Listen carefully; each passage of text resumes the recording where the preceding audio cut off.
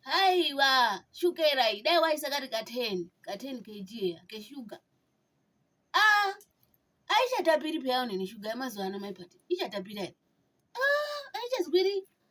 Itakati ka 10 kwako nyorepo ka 10 kachigodhi kaunini kechukera. Mafuta hakuna ere unini MbuyaaPati we hakuna ere zvigubhu zvima 20 lita zviya zvemafuta ekubika. Unoshamiswa kuti kwai mafuta moda kumadini eshe awo MbuyaaPati. Aachazwiri zvinoreketa panapa asi hauna nenzena imwe kani MbuyaaPati. Zvinoreketa kuti zviro zvemazuwa ana zvikafu zvinezvi azvichazwiri chiro hai we.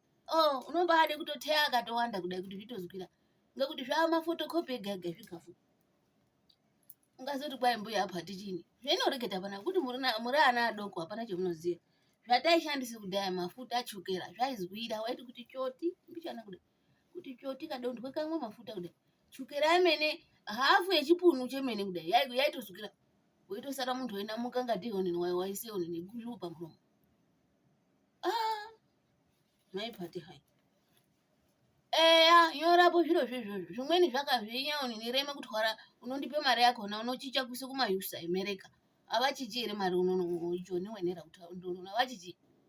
Wandisire kumayusa mari yakona ndosvika ndoche onini ndogume kanyi yechipinge notenge magonye.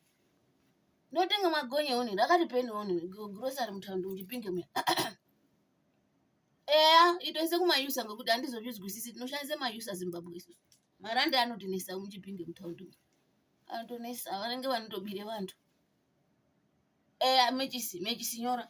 Mechisi ningatwara ya mechisi ningatwara kuenda nadzo wadziremi. Ndinokona kutoisa onini muonini mwangu. MbuyaaPati unokomplainawo zvakawanda. Auchina mare yakapera kupere kudini bonus yawakapuwa ngomuyungu hawaireketa weiti kwai ndakapuwa ka bonus. Waye watopedza.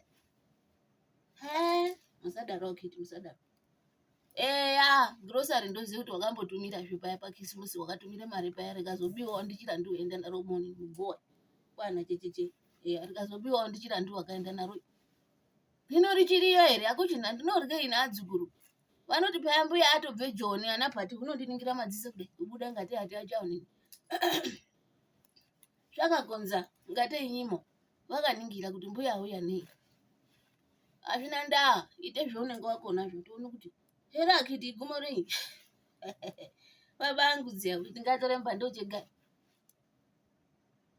Ndiitirepo zvibota ndode zvakanyikwa zvezvo zvikafu zvinhu zvemuno muJoni. Andinyanyi kuzvijaira. Zvakakonza mushando wemene. Yei. Ewoni ndinoshamba zvinezvi ndingakugeza yangu kuti kunopisha wangu kotopisha. Zvakanaka. MbuyaaPati hai. Ugare uri muntu wekureketa wekugununa. Mari wakahora wakandibira wakandironzera kuti onini we. MbuyaaPati ndapuwa onge onini kachibonus kangu ngemuyungu. Ndikati zvatonaka zve.